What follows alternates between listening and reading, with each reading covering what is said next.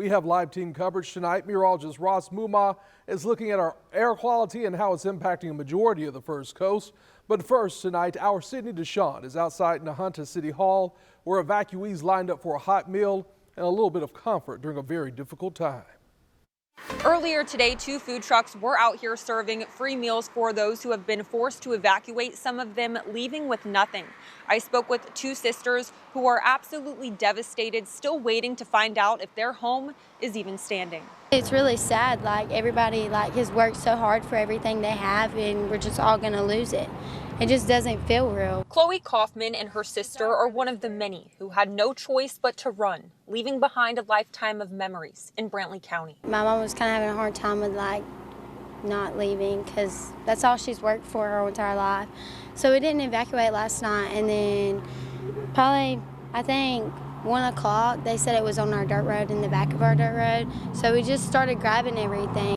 The wildfire burning 5,000 acres, wiping out at least 54 homes. My niece has lost her home. My other niece is evacuated. Georgia Governor Brian Kemp declaring a state of emergency, while officials warn this fire is unpredictable and can change at any moment. This fire could shift at any point in time, and it was contingent upon the wind. In the middle of such loss, neighbors like this are ready to help those who need it most. 2 food truck owners are serving free meals outside Nahunta City Hall. They say they both know what it's like to lose a home. We lost our home to a fire.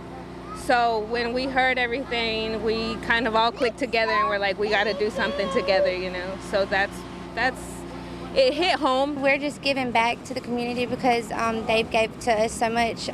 We actually had a house fire on Christmas Day a few years ago, and Brantley County really helped me and my family. For these sisters, this outpouring of support means everything. It really shows People do care. Yeah, people do care. Because of this wildfire threat, Brantley County schools will remain closed tomorrow for the safety of all students and staff. Reporting in Brantley County, Cindy DeShawn, First Coast News, on your side. Hundreds of firefighters have been out here for days doing whatever it takes to help. I spoke with 2 firefighters today who say the job is rewarding, but in moments like this, being able to help those families in need makes it even more meaningful. It's a passion. It's a calling. This is Robert Marcy with the Houston County Fire Department, working alongside volunteers like David Baldwin with Sumter County Fire Rescue, a retired insurance agent who's seen this kind of loss before. So I have seen homes burn for my clients over the years, and there's really no words that can help. Everybody says it's just material things. Yeah, it is material things, but it's everything. Baldwin refilling field units with water, keeping crews going on the Highway 82 wildfire, while Marcy helps protect what's left. We're making sure it doesn't get to any other houses. So we're just kind of mopping up behind everybody, making sure this stuff is really out. Dozens of agencies from across the region working side by side on 12-hour or longer shifts. We're passionate about what we do, so we're out here to make a difference. A mother of 7, Kristen Aller, says her husband is still out fighting the flames. As you can tell, we're just a volunteer family because I run a nonprofit. He does volunteer firefighting, Bureau of Indian Affairs. When I asked her for an update, I don't know. I don't know. She was filled with tears.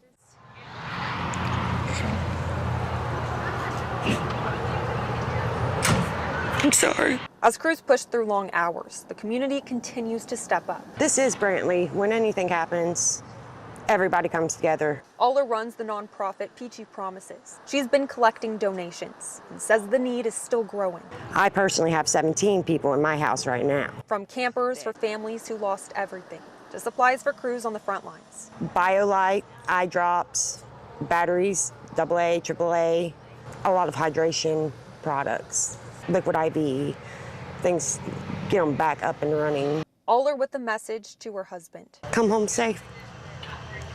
Just get back home. And to all those who are risking it all. Thank you, firefighters, for trying to fight the fire. If you want to donate, you can contact Peachy Promises directly. That information can be found on our website, firstcoastnews.com. Reporting in Brantley County, Cindy DeShawn, First Coast News, on your side.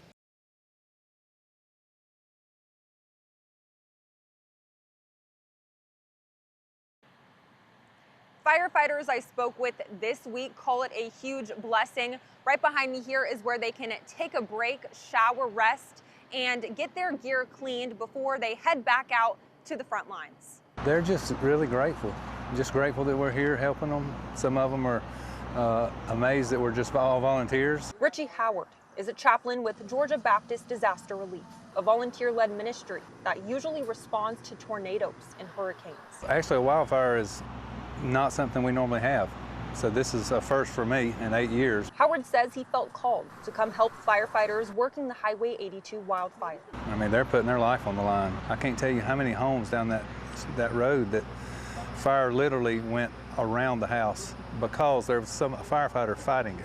And I mean, that's just a miracle. For about a week now, this church has become a temporary base for crews battling the flames. Howard giving us a walkthrough, showing us how firefighters use the space to rest and recharge. Volunteers running showers. They can shave, you know, fix their hair. Washing clothes. Get all the grime and carcinogens out of their clothes, and sometimes we have to wash them 2 to 3 times to get them good and clean for them. Even giving them a place to sleep. About 50 firefighters are staying here. Between long shifts. They'll just rotate out. 3 will leave and 3 will pull in. Howard says the work is about more than just meeting needs. It's about showing up with compassion. We just serve them, let them feel our love of God through us. And so that's important to us, to be able to serve people. That's what Jesus did. While the focus right now is caring for these firefighters, Howard says they're also preparing for what comes next, and that's helping homeowners start to recover. He's also praying for some rain in the forecast. In Brantley County, Cindy Deshawn, First Coast News, on your side.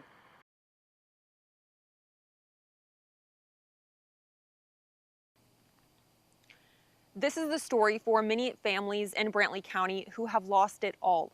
Behind me here is Carson Yawn's home. It was once filled with memories.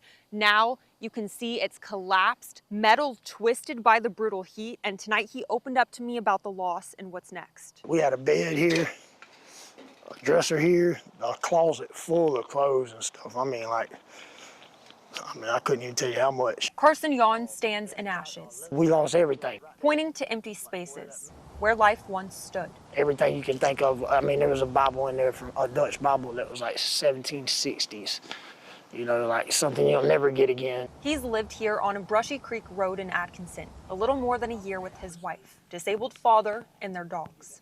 2 surviving found trembling on the property. He's skittish. He's so scared because of what happened. The other limping from a burnt paw. A 3rd dog didn't make it. For the Yawns, the panic started Wednesday morning. I couldn't even see it when it started. I just could hear it, you know, and I didn't even know it was the fire at that time. I just thought it was wind. As flames from the Highway 82 wildfire raced down the road, firefighters rushed to evacuate neighbors. Yawn stepping in to help. I ran out there and stopped the firemen and asked if I could help. And they asked me to, you know, start knocking on doors. So as I'm knocking on doors, I'm looking down the road and I could see the fires just coming towards me. I could hear it. It sounded like a jet coming. It was so strong.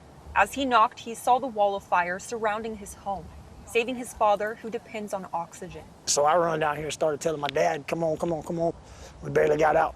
The fire so fast, they fled with only the clothes on their back. A week later, Yawn invited us to his home to see the devastation firsthand. I mean, just pieces of us, period, you know. That's the main thing.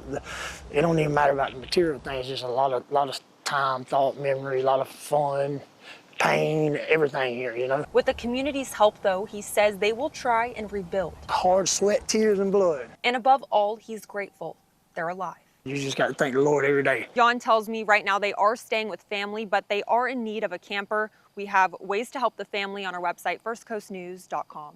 Reporting in Atkinson, Cindy Deshawn, First Coast News, on your side.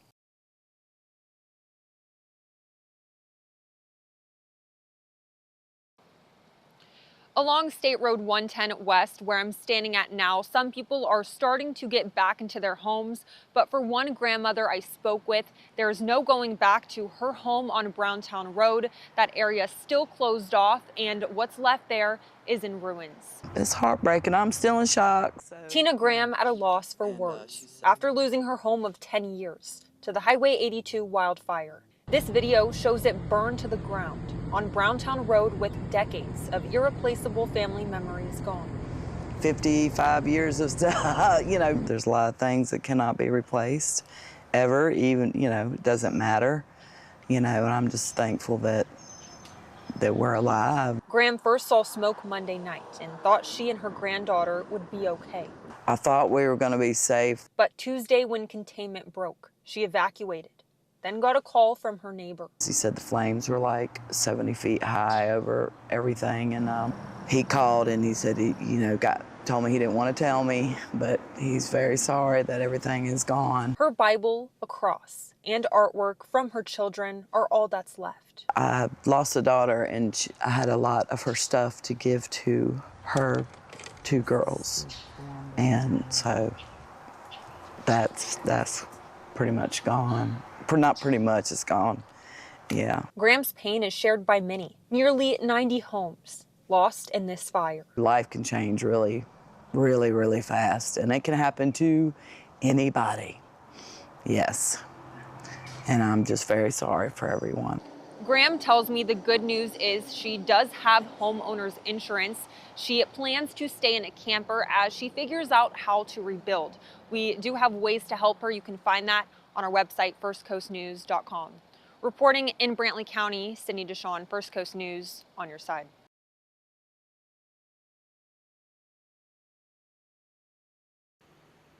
Tomorrow, Atkinson Elementary will become a one-stop hub for wildfire victims needing some answers and relief.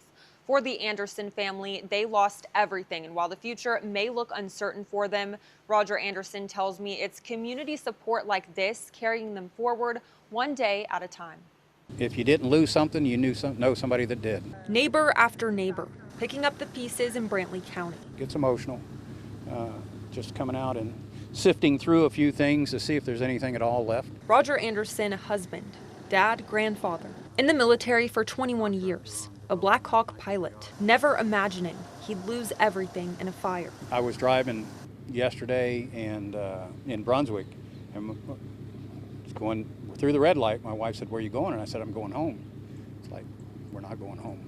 And that's just the way it is. The night of April 20th is when the Highway 82 wildfire started. The Andersons had hoses and sprinklers ready. We stayed up until around 2 and just kind of kept an eye on it, and everything seemed to be fine. Within hours, it broke containment. And then the next morning, I was on a conference call, and our neighbor from up the street here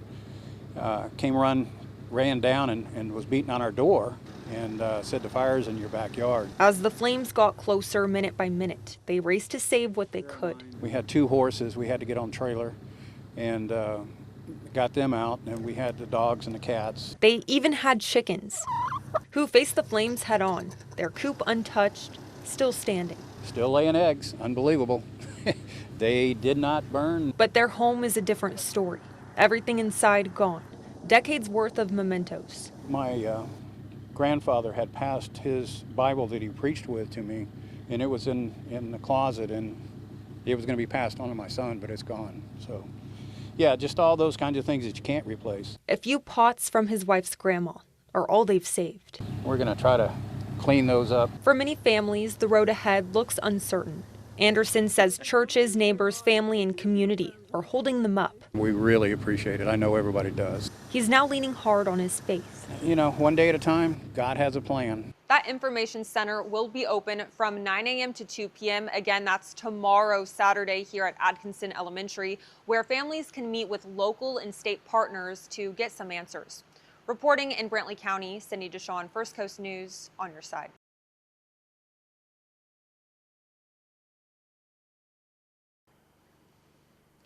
"17 women at this Brantley County ministry fled as the Highway 82 wildfire moved in 2 weeks ago. They returned this weekend, grateful everything is still standing. Now they want to help families who lost everything. On 5 acres in Waynesville sits House Ministries, a place built on second chances. We are a recovery residence. The nonprofit helps women rebuild their lives after addiction, focusing on recovery, structure, and stability. On April 21st, Assistant Director Pam Wisnett says they were forced to act fast. Over here, and you could see the smoke going up from the fires. It looked like it was so close to us, so we knew we had to get out. 17 women grabbing what they could, evacuating within the hour, not knowing if they'd have anything to come back to. They stayed in a hotel for days. They say, hey, however long it takes, whatever we need to do, anything we can help with, we're here.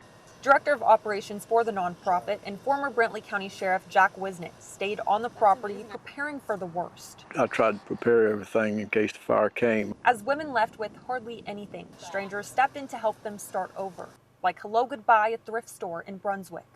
They were so gracious to let us go and get whatever we needed. When they returned, their home was still standing, a relief not every family in Brantley County could share. Now the focus has shifted.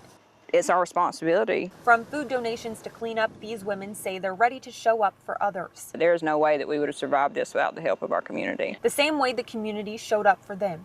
The ability to be able to give back to my community it's amazing. It's amazing because I've never had that opportunity. I've always taken and taken and taken from everybody and everything around me, and now to be able to give back, it's a beautiful thing. They say this is what it looks like to show up for your neighbors, and they want people to know they're not alone. I know that it's going to be difficult, but I see that everybody is willing to pitch in, everybody's willing to help, and that's what makes the difference, is having people around you to build you up. This weekend, the nonprofit plans to host an event for those families impacted by the wildfire. They're offering eggs, clothes, and face painting for kids, hoping to bring a sense of normalcy and relief. Reporting in Waynesville, Cindy Deshawn, First Coast News, on your side.